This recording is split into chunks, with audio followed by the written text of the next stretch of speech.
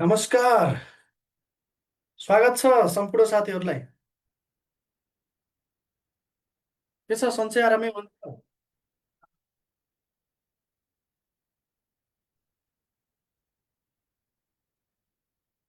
सधैँ जसो टिम सन्देशको फिडब्याक सेसनमा यहाँहरूलाई स्वागत गर्न चाहिँ आरामै हुनुहुन्छ? के छ खबर साथीहरू?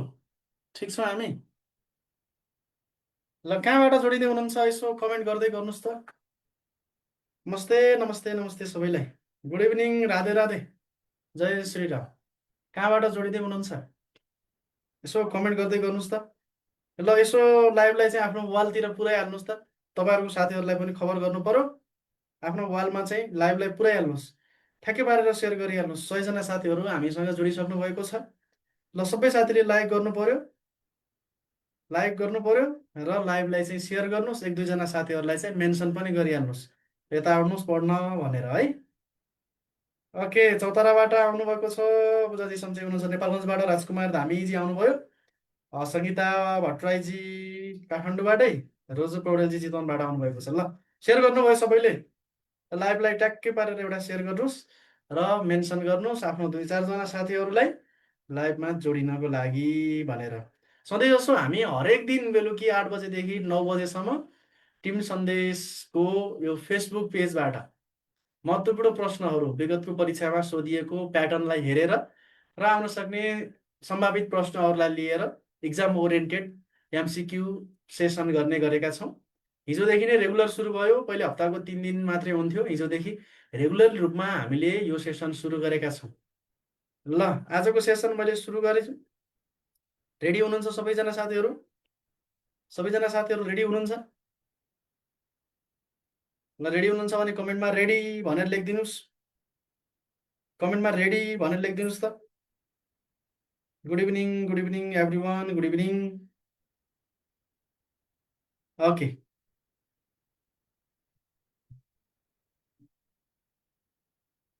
दार्चुलादेखि आउनुभएको छ, जनकपुरबाट आउनुभएको छ।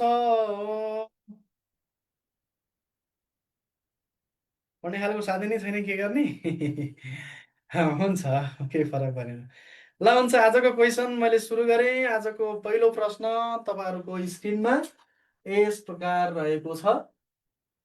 नेपालले संयुक्त राष्ट्र सङ्घको सदस्यता प्राप्त गर्दा नेपालमा प्रधानमन्त्री को थिए? अप्सन एमा रहेको छ विश्वेश्वर प्रसाद कोइराला, अप्सन बीमा रहेको छ टङ्क प्रसाद आचार्य, अप्सन सीमा छ सूर्यबहादुर थापा र अप्सन डीमा मातृका प्रसाद कोइराला। प्रश्न फेरि सुन्नुहोस्। नेपालले संयुक्त राष्ट्र सङ्घको सदस्यता प्राप्त गर्दा हो, संयुक्त राष्ट्र सङ्घमा दरखास्त दिँदा होइन, सदस्यता प्राप्त गर्दा नेपालका प्रधानमन्त्री को थिए भनेको छ। अप्सन एमा विश्वेश्वर प्रसाद कोइराला, अप्सन बीमा टङ्क प्रसाद आचार्य, अप्सन सीमा सूर्यबहादुर थापा र अप्सन डीमा मातृका प्रसाद कोइराला। साथीहरू एबिसिडी भनेर फटाफट कमेन्ट गर्नुहोस् त। म तपाईँको कमेन्टहरू पनि हेरिरहेको छु। एबिसिडी भनेर कमेन्ट गर्नुहोस्। कुन चाहिँ राइट होला? बागलुङबाट, रुकुमबाट जोइन हुनुभएको छ।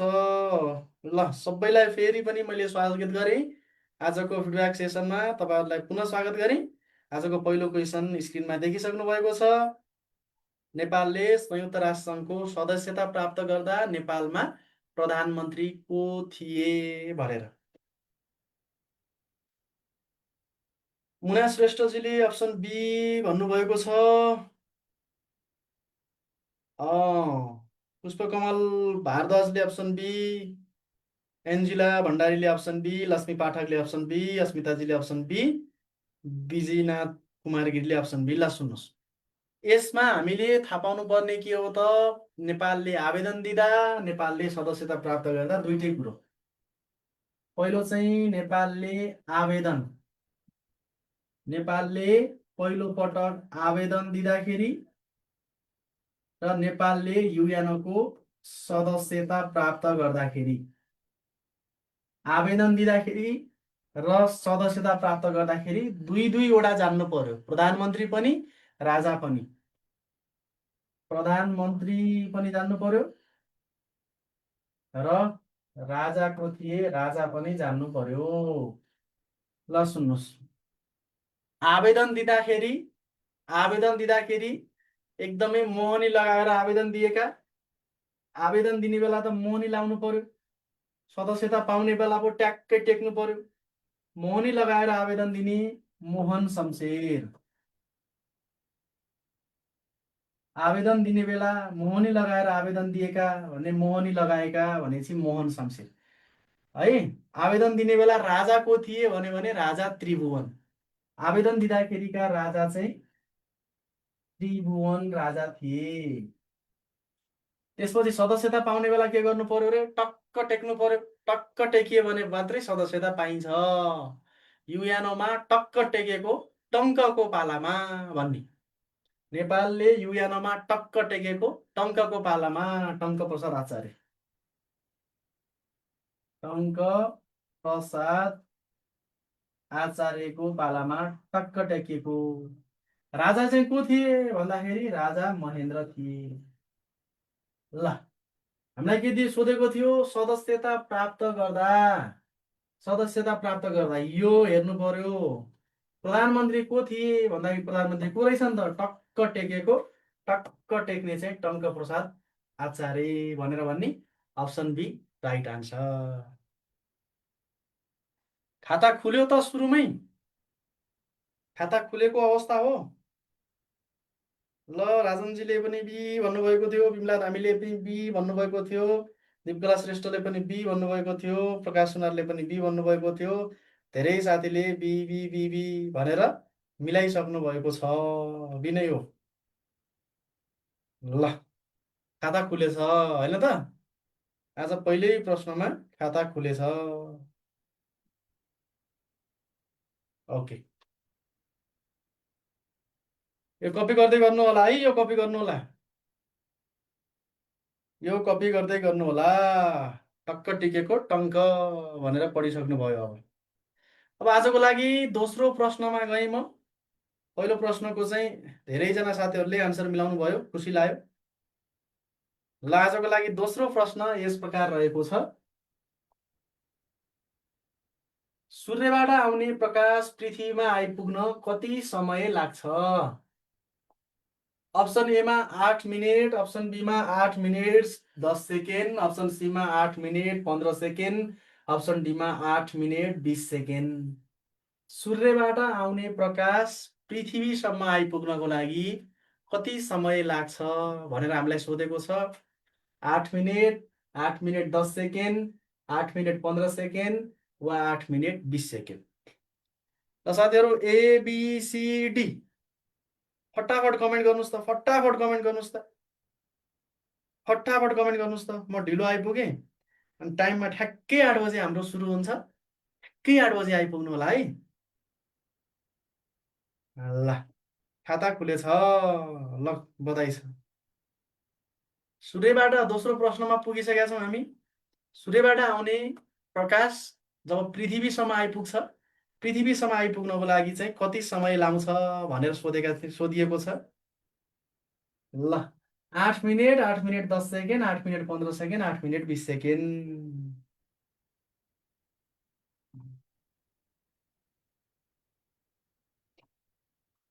दुईको डी भनेर यादव मल्लजीले भन्नुभयो। निशा पालीजीको पनि डी, कल्पना कुमारी मण्डलजीको पनि डी, मनिषा बस्नेतजीको 8 मिनेट 20 सेकेन्ड। ओके, अजय यादवजीको डी। ल सुन्नुहोस्, सूर्यबाट पृथ्वीसम्म प्रकाश आइपुग्नको लागि 8 मिनेट 20 सेकेन्ड नै समय लाग्छ। 8 मिनेट 20 सेकेन्ड। यो कहिलेकाहीँ सेकेन्डमा मात्रै सोध्न सक्छ। 8 मिनेटलाई 60 ले गुणन गर्ने 480 र 20 सेकेन्ड जोड्ने 500 है। 500 सेकेन्ड अर्थात् 8 मिनट 20 सेकेन्ड चाहिँ समय लाउँदो रहेछ भनेर भन्ने अप्सन डी राइट आन्सर। यो पनि मिलाउनु भयो है। अब त ह्याट्रिक गर्ने पालो भइसक्यो। ह्याट्रिक गर्ने पालो भइसक्यो। कसको कसको पालो भयो त ह्याट्रिक गर्ने? यो त कसैको पनि रङ हुँदैन। ल ल ल खै सेयर गर्नु भएको छैन त? यसो वालमा सेयर गर्नुहोस्। भोलि पर्सिसम्म तपाईँलाई काम लाग्ने हो। यसो अल्छी लागेको बेला, फिल्म हेर्न मन लागेको बेला ट्याक्क पारेर फिडब्याक हेर्ने पो हो त, होइन? ल ओके, आजको लागि अर्को प्रश्नतर्फ गएँ म। तेस्रो प्रश्न यस प्रकार रहेको छ। महासभी निष्करण केसँग सम्बन्धित छ? बुद्धको पूर्वजन्म सम्बन्धी कथा, बुद्धको गृह त्याग, बुद्धको देह त्याग, बुद्धको मृत्यु पश्चात लेखिएको पहिलो ग्रन्थ। ल भन्नुहोस् अब, महासभी निष्करण केसँग सम्बन्धित छ भनेको छ। केसँग सम्बन्धी रहेछ त महासभी निष्करण भन्ने? बुद्धको जन्म सम्बन्धीको कथा हो कि, बुद्धको गृह त्याग हो कि, बुद्धको देह त्याग हो कि, बुद्धको मृत्यु पश्चात लेखिएको पहिलो ग्रन्थ हो? तपाईँहरूलाई यो प्रश्नमा मैले एउटा हिन्ट दिएँ। त्यो हिन्ट भनेको महासभी निष्करण चाहिँ बुद्धसँग सम्बन्धित छ। ल यो चाहिँ हिन्ट भयो। लोकसेवा आयोग सहजकर्ता हेरेँ मैले तपाईँको मेसेज पनि है। ल हेरेँ तपाईँको मेसेज। ओके ल भन्नुहोस् त, महासभी निष्करण केसँग सम्बन्धित छ? पूर्णजीले अप्सन डी भन्नुभएको छ, जानकीजीले पनि डी भन्नुभएको छ, पूजाजीले सी हो कि भन्नुभएको छ, बबिताजीको लामो अप्सनवाला। यस्तो लामो अप्सन भन्नुभन्दा डी लेखिदिनु न। त्यहाँ डी त छोटै छ त। ल लामो अप्सनवाला मुनाजीको सी, अजयजीको डी। ल सुन्नुहोस् है, महासभी निष्करण केसँग सम्बन्धित छ भनेको छ। पहिले यो चारवटा भनेका के हुन् त? यो हेरौँ। बुद्धको पूर्वजन्म सम्बन्धी कथा कुन हो? बुद्धको गृह त्यागलाई के भनिन्छ? बुद्धको देह त्यागलाई के भनिन्छ? बुद्धको मृत्यु पश्चात लेखिएको पहिलो ग्रन्थ कुन हो भन्ने थाहा पाऊँ। बुद्धको जन्म सम्बन्धी कथालाई के भन्छ अरे? जातक कथा भन्छ। बुद्धको पूर्वजन्म सम्बन्धी कथालाई जातक कथा, बुद्धको पूर्वजन्म सम्बन्धी कथालाई के कथा भन्दो रहेछ?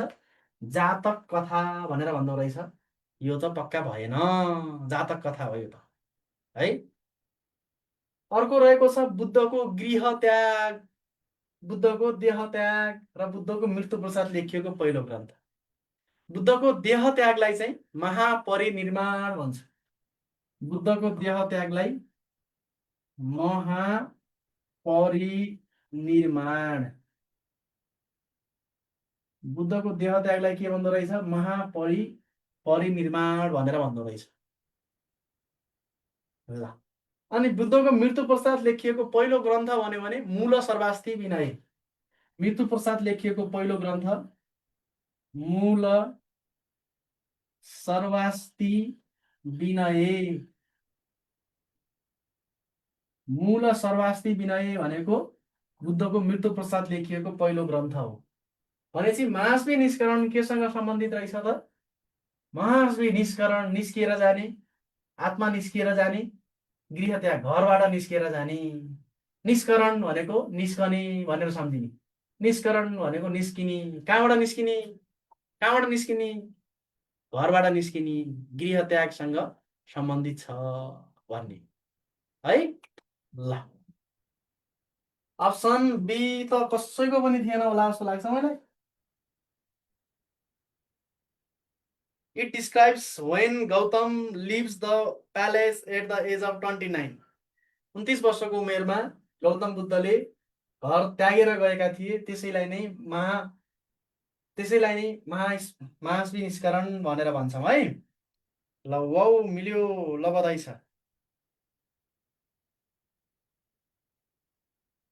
ल ह्याट्रिक गरियो त, ह्याट्रिक गरियो। ल गौतम साईजीको ह्याट्रिक भयो होइन? गौतमजीको ह्याट्रिक भयो। ल हाम्रो यहाँ पनि 1000+ साथीहरू जोइन हुनुभयो। यो पनि मेरो लागि ह्याट्रिक नै हो। ल आजको लागि अर्को प्रश्नमा जान्छौँ। आजको लागि चौथो प्रश्न यस प्रकार रहेको छ, नेपालका कतिवटा राष्ट्रिय निकुञ्ज विश्व सम्पदा सूचीमा सूचीकृत छन्? 1वटा, 2वटा, 3वटा, 4वटा। राष्ट्रिय निकुञ्ज नेपालका कतिवटा विश्व सम्पदा सूचीमा सूचीकृत छन् भनेको छ। ल भन्नु त, जम्मा राष्ट्रिय निकुञ्ज चाहिँ 13वटा हुन्। त्यो मध्ये विश्व सम्पदा सूचीमा कतिवटा राष्ट्रिय निकुञ्ज छन्? सलिनाजीले फर्स्टमै भन्नुभएको रहेछ, मैले हेर्न भ्याइनँ। ल हुन्छ, अब चाहिँ हेर्नेछु। मैले पनि निष्करण देखेर बी भनेको मिलेछ। ल कहिलेकाहीँ चाहिँ यसो अनुमान लगायो भने पनि हुन्छ नि त है। निष्करण भनेको छ गृहत्याग, गृहबाट निस्किएर गएका भन्ने। मेरो बी थियो। ल बधाई छ राहुलजी। ल अब यो हेरौँ, नेपालका कतिवटा राष्ट्रिय निकुञ्ज विश्व सम्पदा सूचीमा सूचीकृत छन् त?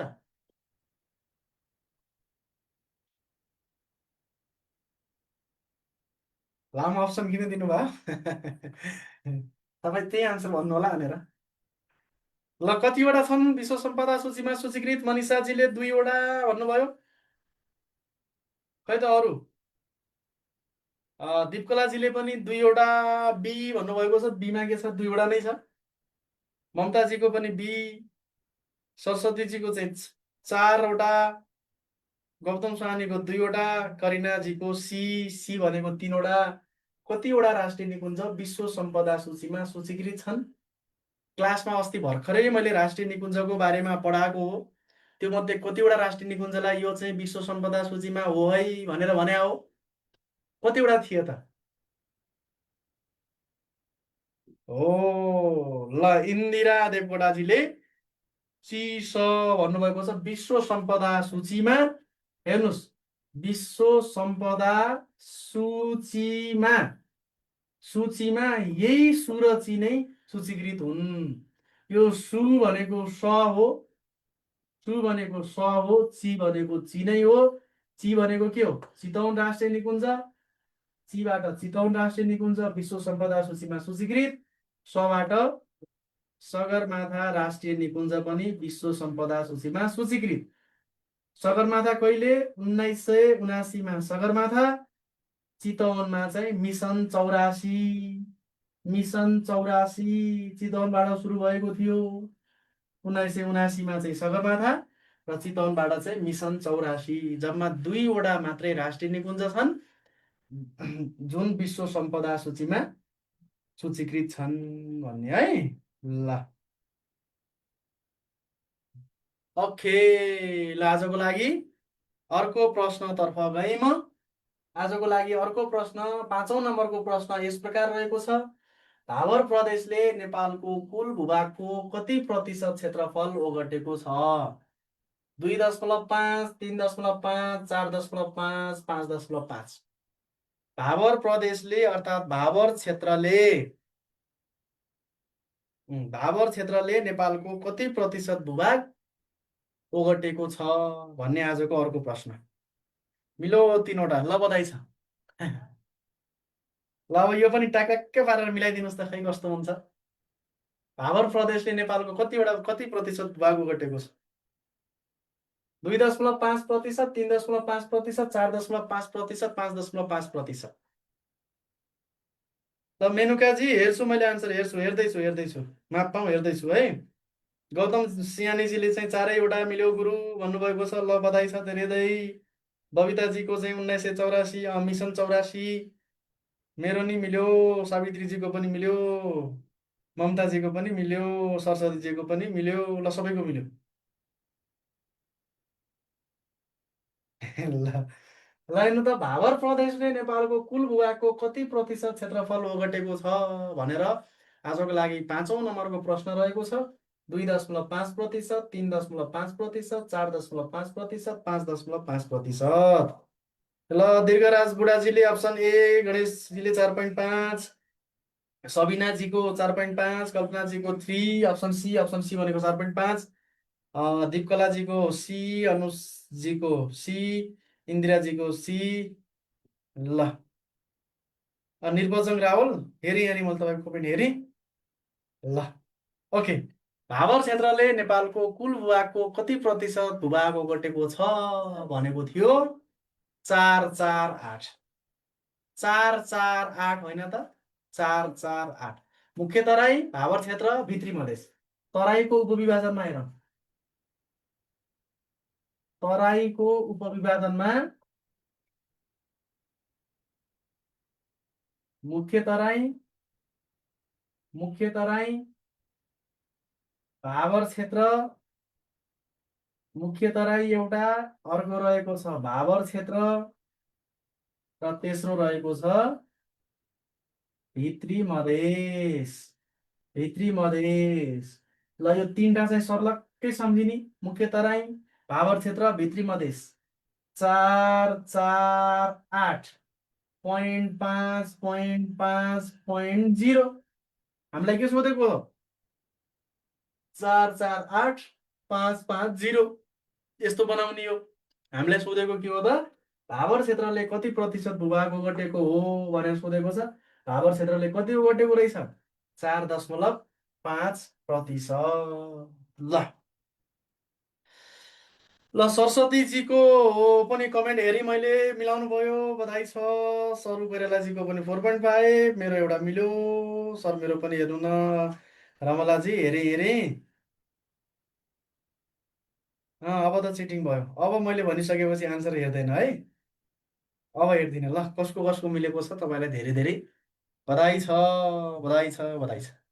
र आजको लागि 6औं नम्बरको प्रश्न तपाईँहरूको लागि यस प्रकार रहेको छ। ल 6औं नम्बरको प्रश्न, तलका भनाइबारे विचार गर्नुहोस् र सही विकल्प छनौट गर्नुहोस्। ल मजाले विचार गर्नुहोस् है। अन्तर्राष्ट्रिय नदी भनेर डेन्युब नदीलाई चिनिन्छ। दुई महादेशको बीचमा रहेको देश टर्की हो। मध्यरेखाले 20 भागमा काटेको देश अफ्रिका हो। एसिया महादेशमा 10वटा भूपरिवेष्टित देशहरू छन्। ल यस्तो क्वेसन चाहिँ विचार गर्नुहोस् भनेको क्वेसन, मजाले विचार गर्नुहोस् त। खै भनेको मानिदिनुहोस् त, कस्तो हुन्छ मजाले विचार गरेर भन्नुहोस्।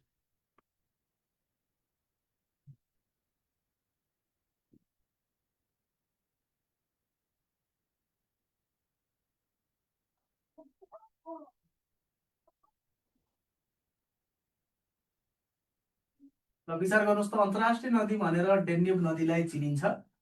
दुई महादेशको बीचमा रहेको नदी टर्की हो। भूमध्यरेखाले 20 भागमा काटेको नदी अफ्रिका हो। एसिया महादेशमा 10वटा भूपरिवेष्टित राष्ट्र छन्।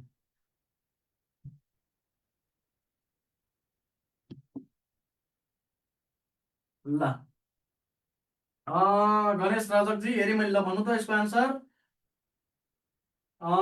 कमलाजीको सी, मिथिलेशजीको सी, भीम चापागाई सरको भोल्युम अलि सानो आएको छ। हेलो हेलो, ल मैले जोडले गराएँ है। इन्दिराजीको सी, मन्जुजीको 2, गौतमजीको सी, सपनाजीको खै आएन भन्नुभयो। गणेशजी मैले मेसेज हेरेँ तपाईँको। सबिना थापा मगरको मेरो 3वटा मिल्यो। ल ठिक छ, यसको आन्सर चाहिँ भन्नुहोस् है। यसको आन्सर चाहिँ भन्नुहोस्, कतिवटा मिल्यो भन्दा पनि यसको आन्सर चाहिँ के हुनसक्छ त? ल 4/1 सबै ठिक छ, 4/1 सबै ठिक छ भन्नुभएको छ। ल हेरौँ त हामी के ठिक छ। अब यस्तो क्वेसनमा हामीले के गर्ने? इन्डिभिजुअली एउटा एउटाको हेर्ने। सबभन्दा पहिले के दिएको छ? अन्तर्राष्ट्रिय नदी भनेर डेन्युब नदीलाई चिनिन्छ भनेको छ। डेन्युब नदीलाई अन्तर्राष्ट्रिय नदी भन्छ कि भन्दैन त्यो थाहा पाउनु पर्यो। डेन्युब नदी युरोपका 10वटा देश भएर बग्छ, जसमा 4वटा त राजधानी नै छन्। त्यही भएर यसलाई अन्तर्राष्ट्रिय नदी भनिएको हो। 4वटा राजधानी, 10वटा देश भएर बग्छ यो नदी। 10वटा देश र 4वटा चाहिँ राजधानी। राजधानीमा नै छ डेन्युब नदी। 10वटा देश भएर बग्छ, 4वटा राजधानी भएर बग्छ। अस्ट्रेलिया, स्लोभाकियामा पनि बग्छ, यो हङ्गेरीमा पनि बग्छ, सर्बियामा पनि बग्छ। त्यही भएर यसलाई के भनिन्छ? अन्तर्राष्ट्रिय नदी भनिन्छ। पहिलो नम्बरको एकदम ठिक छ, यो ठिक छ। दोस्रोमा जाउँ। दुई महादेशको बीचमा रहेको देश टर्की हो भनेको छ। दुई महादेशको बिचमा टर्की हो, यो पनि ठिक छ। एसिया महादेश र युरोप महादेश दुईटै महादेशको बिचमा रहेको छ, यो पनि टर्की हो, ठिक छ। दोस्रो पनि ठिक छ। भूमध्य रेखाले बीच भागमा काटेको देश अफ्रिका हो भनेको छ।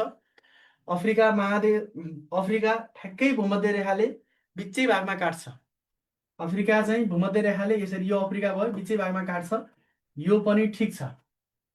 तेस्रो नम्बर पनि ठिक छ। अब हेर्नुहोस् त, तिनवटासम्म हामीलाई थाहा भयो, एक ठिक रहेछ, दुई ठिक रहेछ, तिन ठिक रहेछ है।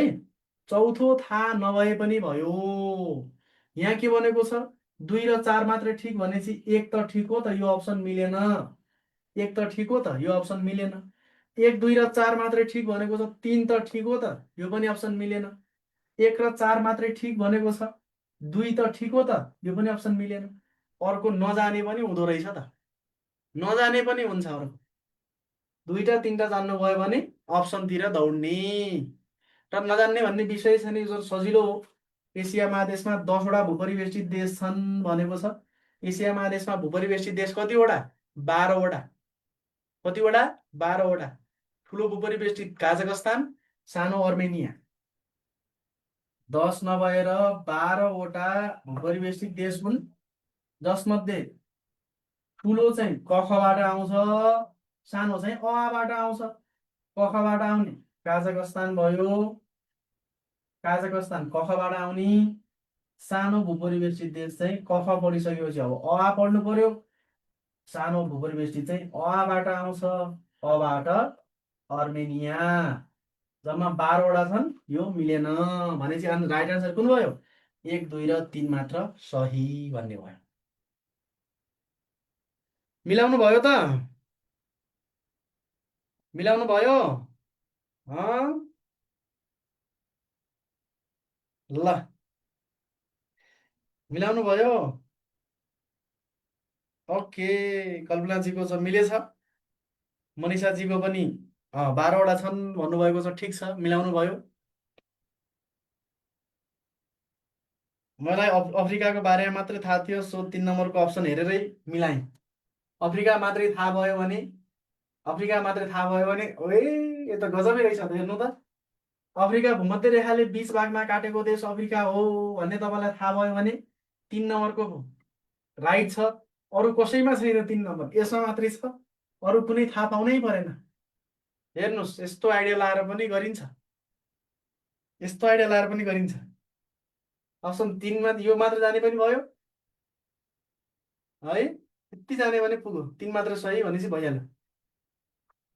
ल, अर्कोमा जाउँ। 7 नम्बरमा हेर्नुहोस् त, तलको भनाइ विचार गर्नुहोस्। भनाइलाई विचार गरिदिउँ हामी। नेपालले हालसम्म 6वटा देशसँग विपा सम्झौता गरेको छ। नेपालले सर्वप्रथम जर्मनीसँग विपा सम्झौता गरेको हो। माथिका भनाइको आधारमा सही उत्तर छनौट गर्नुहोस्। भनाइ 1 र 2 दुवै ठिक, भनाइ 1 ठिक, भनाइ 2 गलत, भनाइ 1 गलत, भनाइ 2 ठिक, भनाइ 1 र 2 दुवै गलत। लौ त सृजनाजी, हेरी हेरी तपाईँको मेसेज हेरी मैले,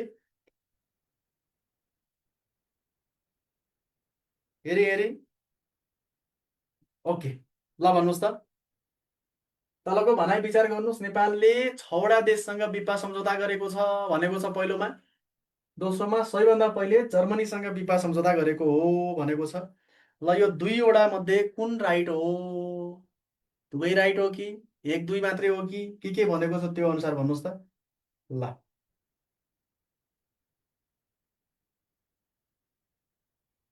प्रिटेस्ट पास नभए नासु खरिदारको फर्म भर्न मिल्छ कि नै छ? मिल्छ। त्यो फरक कुरा हो। प्रिटेस्ट फरक हो, नासु खरिदार फरक हो।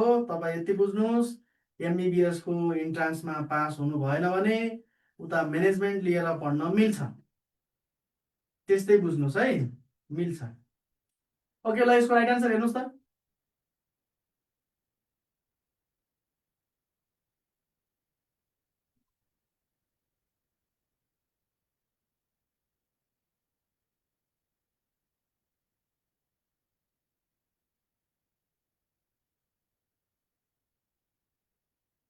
ल,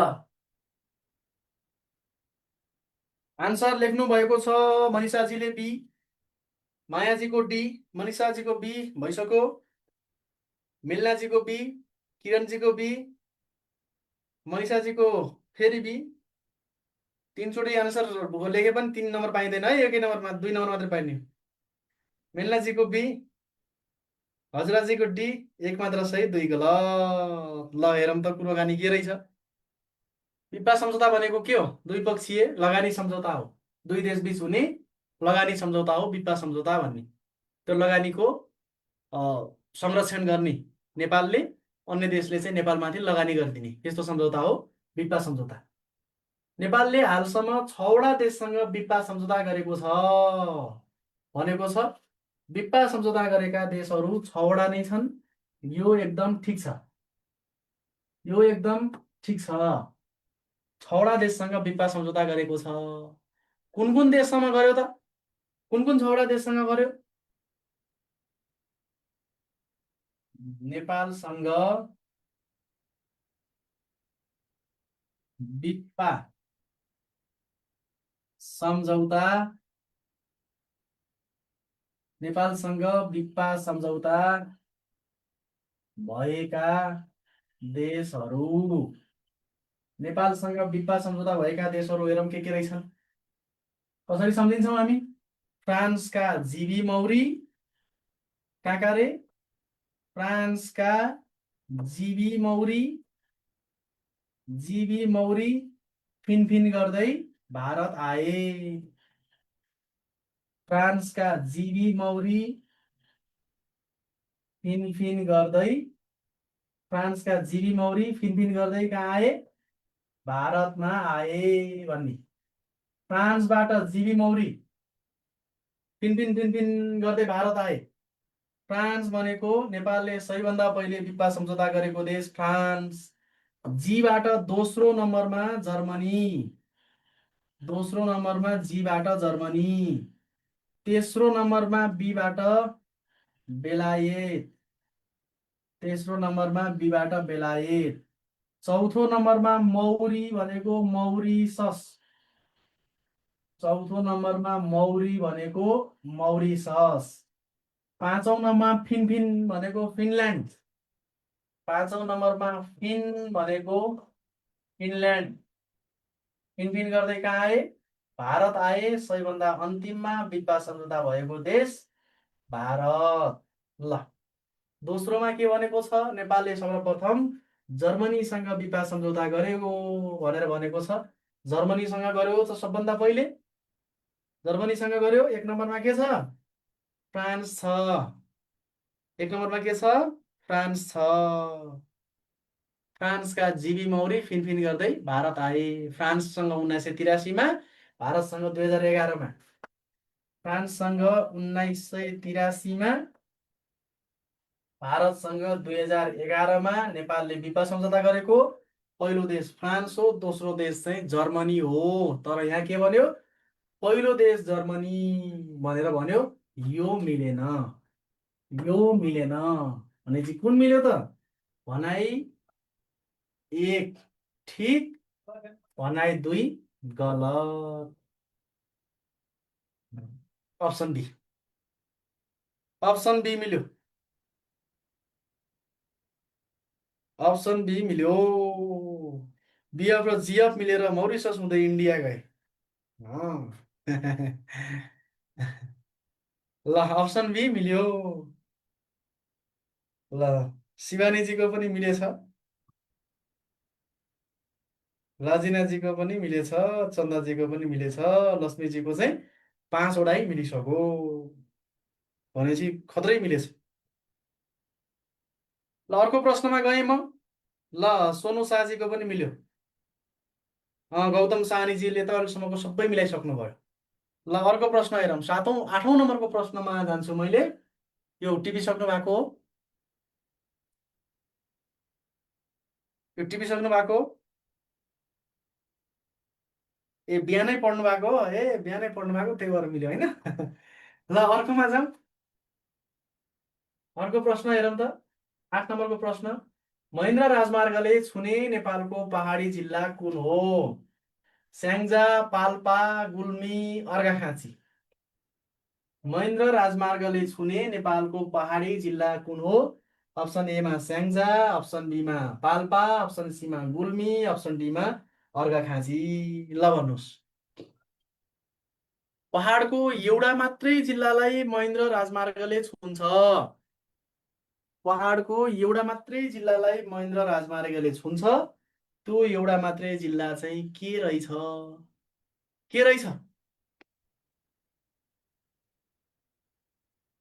आज त मिल्दैछ, जान्ने भइसकेको छु क्या भने।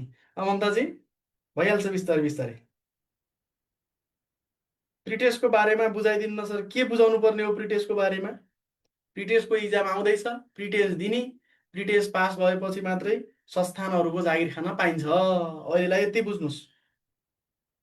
त्यो सम्झौता मैले लेखेको जुन हो नि, फ्रान्सका जिबी मौरी फिनफिन गर्दै भारत आए लेखेँ नि, त्यो क्रमशः हो। क्रमशः हो है। सबभन्दा पहिले फ्रान्स, त्यसपछि जर्मनी, त्यसपछि बेलायत, त्यो क्रमसँगै हो। ल मनुजी, क्रमसँगै हो त्यो लेखेको। ल भन्नुहोस् त, महेन्द्र राजमार्गले छुने नेपालको पहाडी जिल्ला कुन हो? Option A Syangja, option B Palpa, option C Gulmi, option D Arghakhanchi. पहाडी जिल्ला चाहिँ कुन?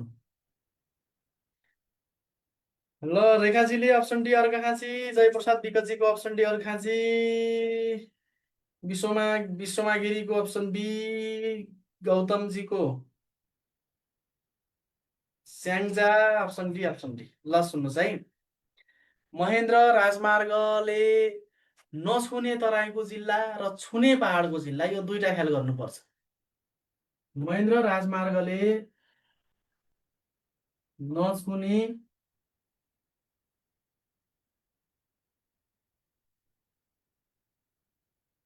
तराईको जिल्ला, नछुने तराईको जिल्ला भन्यो भने के भन्ने? नछुने तराईको जिल्ला भनेको भने पर्सा। पर्सालाई छुँदैन। छुने पहाडका जिल्ला कतिवटा छन्? कुन कुन जिल्लालाई पहाडले छुन्छ भन्नु त? महेन्द्र राजमार्गको पहाडका जिल्ला कुन कुन हुन्?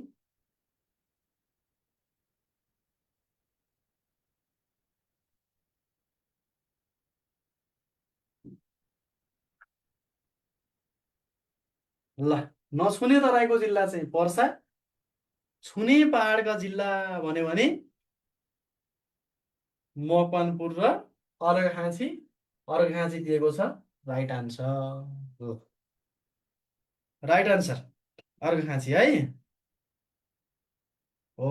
अर्घाखाँची र मकवानपुर, मकवानपुर र अर्घाखाँची दुईटा जिल्लामा है छुने चाहिँ अर्घाखाँची र मकवानपुर, नछुने चाहिँ पर्सा।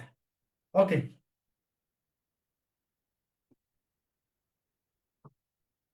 ल ल अर्को प्रश्नमा जान्छौँ हामी। आजको लागि 9 नम्बरको प्रश्न चाहिँ 9 नम्बरको प्रश्न यस प्रकार रहेको छ, विश्व व्यापार सङ्गठन WTO को 3वटा मुख्य अङ्गहरू तलका मध्ये कुन हुन्?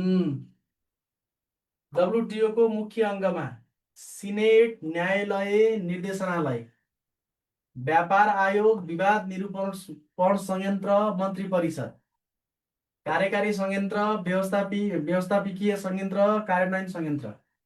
व्यापार आयोग, कार्यकारी संयन्त्र, मन्त्री परिषद। WTO का 3वटा अङ्गहरू छन्। ती WTO का 3वटा प्रमुख अङ्गहरू के हुन् भनेको छ। ल देवीस्थान सामुदायिक सिकाइ केन्द्र, तपाईँको नाम मैले लिएँ, नाम नै लिन असहज भइहाल्यो। ल ल यो हेर्नुहोस् है, WTO विश्व व्यापार सङ्गठनको 3वटा मुख्य अङ्गहरू के हुन्? 3टा अङ्गहरू के हुन् भनेको छ?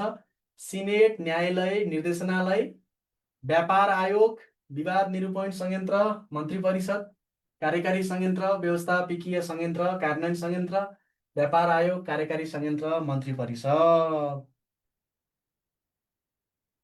क्वेसन कतिवटा छन्? क्वेसन त जति पनि छन्, समय कतिसम्म भ्याइन्छ भन्ने हुन्छ।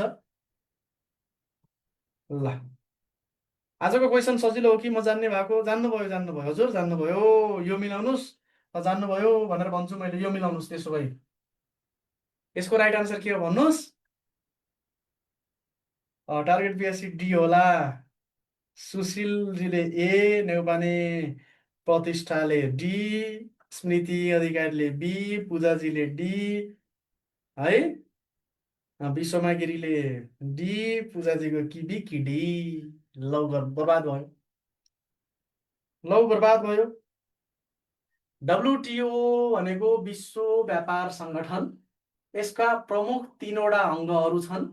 ती अङ्गमा एउटा कार्यकारी अङ्ग त हुने नै भयो, एउटा व्यवस्थापन गर्ने अङ्ग पनि होला, एउटा कार्यान्वयन गर्ने अङ्ग पनि होला।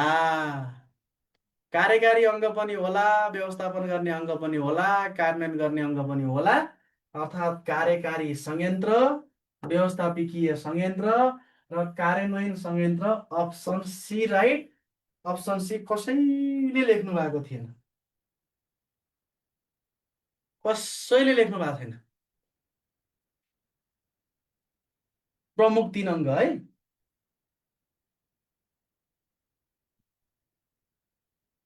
अङ्ग चार हुन्, प्रमुख तीन अङ्गहरू के हुन् भनेको हो के। ल ल, अप्सन के रहेछ? अप्सन सी, कार्यकारी संयन्त्र, व्यवस्थापकीय संयन्त्र र कार्यान्वयन संयन्त्र भन्ने। ओके, झटारोमा डी गयो त होइन। 10औं नम्बरमा हेरौँ। न्यायप्रेमी राजा भनेर तलका मध्ये कसलाई चिनिन्छ? न्यायप्रेमी राजा महेन्द्र मल्ल, राम शाह, प्रचण्डदेव, त्रिभुवन। ल भन्नुहोस्, न्यायप्रेमी राजा भनेर तलका मध्ये कसलाई चिनिन्छ? अस्मिताजीको मिलो मिलो। गङ्गाजी, मेरो कमेन्ट त पढ्नु नै हुन्न, सरले भन्नुभयो पढी पनि। गङ्गाजी पढे, पार्वती पौडेलको ए, कल्पना राईको मिल्यो, एलिसा पौडेलको मैले हो, मेरो मिल्यो। ल, विष्णुजीको मिल्यो। ठिक छ, लेख्नु भएको थियो कसैले, मैले लेखेको हो। ल ल ल, बधाई छ। ल, बधाई छ। अब यसको आन्सर भन्नुहोस्, न्यायप्रेमी राजा भनेर तलका मध्ये कसलाई चिनिन्छ?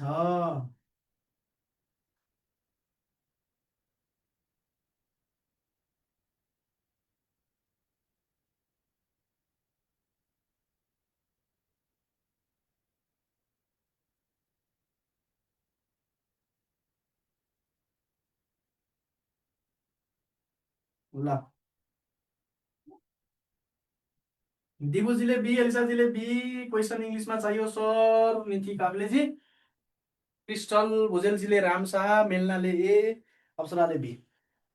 एउटा उखान नै छ नि, उखान नै छ नि, धर्म हराए, धर्म हराए काशी जानु, धर्म हराए काशी जानु। अर्को के त? न्याय नपाए गोर्खा जानु। धर्म हराए काशी जानु, न्याय नपाए गोर्खा जानु भन्ने एउटा उखान छ होइन। न्याय नपाए गोर्खा जानु। अब धर्म हराए काशी जानु, न्याय नपाए गोर्खा जानु भन्ने भनाइ छ। महेन्द्र मल्ल त कान्तिपुरका राजा हुन्, गोर्खाका होइनन्। प्रचण्डदेव त समग्र लिच्छवीका हालका राजा हुन्। त्रिभुवन भनेको समग्र एकीकृत भइसकेपछिका राजा हुन्। भने गोर्खाका राजा को होला नि त यहाँ? गोर्खाका राजा एक्लै छन्, राम शाह। त्यसैले उनलाई न्यायप्रेमी राजा भनिन्छ। न्याय नपाए गोर्खा जानु भन्ने त उखानै थियो। किन उखान थियो? गोर्खामा राम शाह राजा थिए, उनले चाहिँ न्याय दिलाउँथे भन्ने जनताले विश्वास गरेका थिए है। जनताले विश्वास गरेका थिए, त्यही भएर उनलाई न्यायप्रेमी राजा भनिन्छ। त्यसैबाट यो उखान आएको। धर्म हराए काशी जानु, न्याय नपाए गोर्खा जानु भनेको राम शाहकै पालादेखि चलेको टुक्का हो यो। उनले न्याय दिने गर्थे, त्यही भएर उनलाई न्यायप्रेमी राजा भनेर भनिन्थ्यो। Option B answer. ल, अब यता हेर्नुहोस्। ल, यसको आन्सर दिनुहोस्। अब यसको आन्सर दिनुहोस्।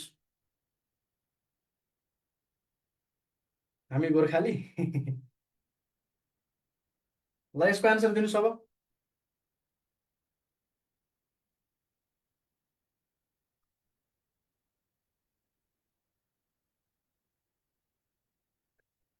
ल, मिल्यो। ठिक छ, ठिक छ मन्जरीजी। मेरो जिल्ला गङ्गाजी। ओ गौतमजीको 7। यसको आन्सर दिनुहोस् भनेको के अब यसको? यो होइन, यो माथि के लेखा छ यसको आन्सर के भनेको यो थाहा छ? बुझ्नु भएन? यो 10वटा प्रश्नहरू मैले सोधिसकेँ। 10वटा प्रश्नमा कतिवटा प्रश्न राइट गर्नुभयो भनेर सोधेको। 10वटा प्रश्नमा कति राइट गर्नुभयो भनेर सोधे हो कि। रेखाजीको 6, भीमजीको 7 हो, यो भन्नुहोस् भनेको। मुस्लिम किङजीको 7। ल ठिक छ, बधाई छ। ल मिल्यो। ल ओके। ल आजको लागि 11औं नम्बरको प्रश्न यस प्रकार रहेको छ। मन्दिराजीको क्वेसन मार्क्स नै हो। 11औं नम्बरको प्रश्न यस प्रकार रहेको छ। दिएका भनाइ ठिक वा बेठिक के हुन् छुट्याउनुहोस्। अक्षांश रेखाहरू 45 डिग्रीको फरकमा हुन्छन्। अक्षांश रेखा पूर्ण वृत्ताकार हुन्छन्। अ क ठिक ख बेठिक, क बेठिक ख ठिक, क र ख दुवै ठिक, क र ख दुवै बेठिक। अक्षांश रेखाहरू 45 डिग्रीको फरकमा हुन्छन्। अक्षांश रेखा पूर्ण वृत्ताकार हुन्छन्। ल ल यसमा कुन ठिक कुन बेठिक भन्नुहोस् त। अक्षांश रेखाहरू 45 डिग्रीको फरकमा हुन्छन्। अक्षांश रेखाहरू पूर्ण वृत्ताकार हुन्छन्।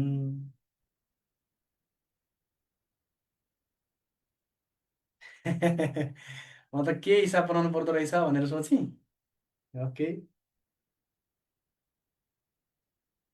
म त 3वटा क्वेसन भएपछि आएको, 4 मिल्यो। ल त्यो पनि राम्रो हो, बधाई छ तपाईँलाई। 3 क्वेसन भइसकेर आएर 4 मिलाउनु भएको छ। ल हेर्नुहोस् त, दिएका भनाइहरू ठिक वा बेठिक के हुन् छुट्याउनुहोस्। अक्षांश रेखाहरू 45 डिग्रीको फरकमा हुन्छन्। अक्षांश रेखाहरू पूर्ण वृत्ताकार हुन्छन्। अक्षांश भने के हो? अक्षांश रेखा भनेको यो हाम्रो प्यारो पृथ्वी, यो प्यारो पृथ्वीलाई माथि उत्तरी ध्रुव र तल दक्षिणी ध्रुव छुट्याउने गरी एउटा बीच रेखाले काटेको हुन्छ। यो रेखाको नाम भूमध्य रेखा। यो भूमध्य रेखासँग समानान्तर हुने गरी खिचिएका रेखाहरू हुन्, यी रेखाहरू हुन् अक्षांश रेखा। भूमध्य रेखाबाट माथितिर र भूमध्य रेखाबाट तलतिर खिचेका हुन्छन्, यी रेखा हुन्छन् अक्षांश रेखा। अब अक्षांश रेखाहरू 45 डिग्रीको फरकमा हुन्छन्। अक्षांश रेखाहरू पूर्ण वृत्ताकार हुन्छन् भनेको छ के हो? पुष्पाजी आज फर्स्ट हुनुभएको छ मेरो लाइभमा। ए जस्तो लाग्छ है मलाई त। क र ख दुवै ठिक, क भनेको क ठिक, ख बेठिक। दिनेशजीको 11को बी, कमलाजीको क बेठिक ख ठिक, मन्जिलाजीको अर्धवृत्ताकार हुन्छन्। अप्सन ए होला, दीक्षाजीको अप्सन ए होला, सोनुजीको अप्सन बी है। ए just try, I am luck. ल ठिक छ, ट्राई गर्नुभयो। सुन्नुहोस्, अक्षांश रेखाहरू भनेका यी रेखा हुन्। यी रेखा यता मात्रै होइनन्, पछाडि पनि छन्, पछाडितिर पनि छन्। त्यसैले अक्षांश रेखाहरू वृत्ताकार हुन्छन्। यो ठिक छ, अक्षांश रेखाहरू वृत्ताकार हुन्छन् भन्ने ठिक छ। तर तर अक्षांश रेखाहरू 45 डिग्रीको फरकमा होइन, 1 डिग्रीको फरकमा हुन्छन्। 1 डिग्रीको फरकमा हुन्छन्। योभन्दा माथितिर 90वटा, योभन्दा तलतिर 90वटा, 1 डिग्रीको फरकमा हुन्छन्। यो चाहिँ मिलेन। क बेठिक ख ठिक, अप्सन बी राइट आन्सर। लौ त, लौ त कसले मिलाउनु भयो त? हो, 1 नम्बरको बेठिक, क नम्बरको बेठिक, ख नम्बरको ठिक। ल गेस गरेको यसचोटि मिलेन छ है। यसचोटि सबैको गेस गरेको मिलेन छ, कसै कसैको मात्रै मिलेको छ। अक्षांश रेखाहरू 1 डिग्रीको फरकमा हुन्छन्, तर वृत्ताकारमा चाहिँ अक्षांश रेखाहरू पनि कस्ता हुन्छन् रे? वृत्ताकार नै हुन्छन् भन्ने। ल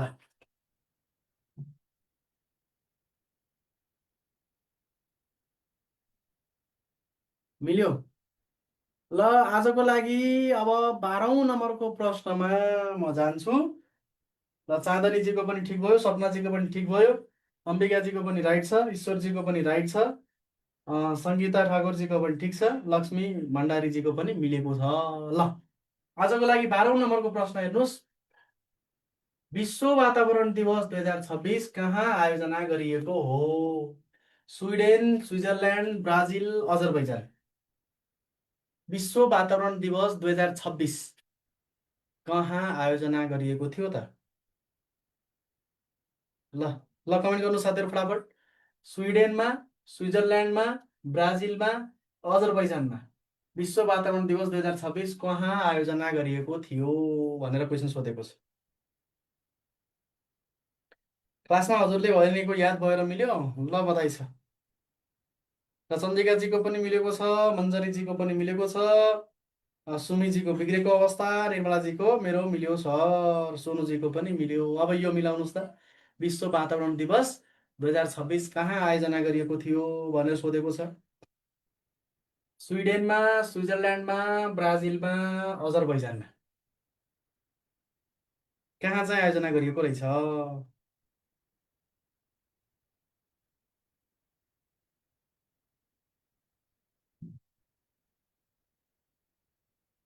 बी होला, सी होला। ल भन्नुहोस् त विश्व वातावरण दिवस कहिले मनाइन्छ?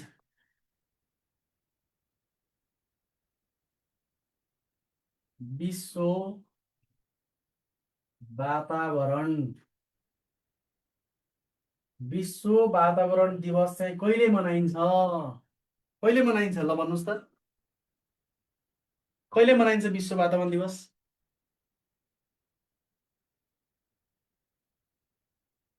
Be is right. अजरबैजानको बाकुमा।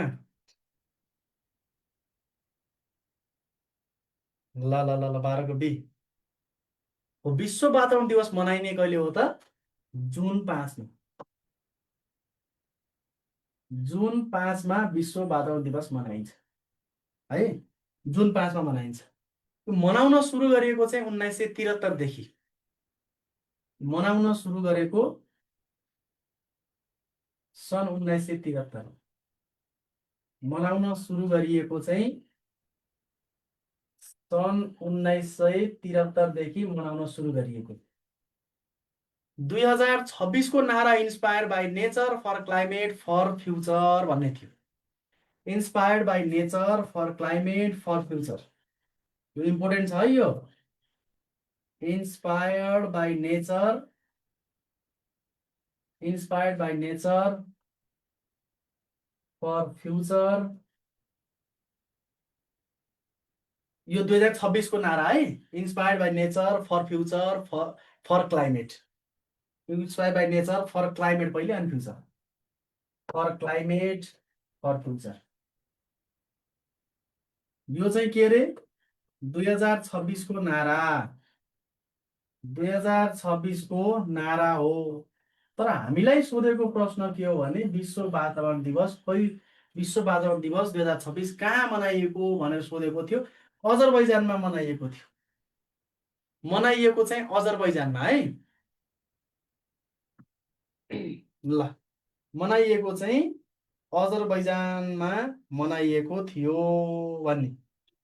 विश्व वातावरण दिवस अजरबैजानमा जुन 5 मा मनाइन्छ। सुरु गरिएको चाहिँ 1973बाट हो। 1972 मनाउने भन्ने निर्णय गरेको, सुरु गरेको चाहिँ 73बाट सुरु गरिएको थियो। र इन्सपायर्ड बाई 2026 को नारा, यो 26 को नारा पनि सम्झिनु होला। Inspired by nature for climate for future. For छुट्यो है। Inspired by nature for climate for future भन्ने 2026 को नारा रहेको थियो भनेर भन्ने।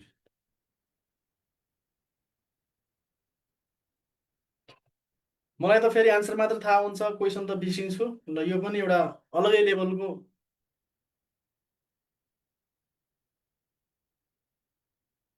सही भयो। ल दिनेशजी बधाई छ, सृजनाजीको पनि मिल्यो, मेलना गौतमजीले पनि मेरो मिल्यो भन्नुभएको छ, बधाई छ। मेलना गौतमजीको पनि मिल्यो। ल कतिवटा मिलाउनु भयो त 12वटा प्रश्न मध्ये? दिनेश चौधरी सही भयो। मुस्लिम किङको मिलेन, मन्जरीजीको बिग्रो, जुन मिलेन सर। कस्तो नेम? अजरबैजान एसियन कन्ट्री त हो नि अजरबैजान। ल अनिशजीको पनि मिलेको छैन, गडबड भयो।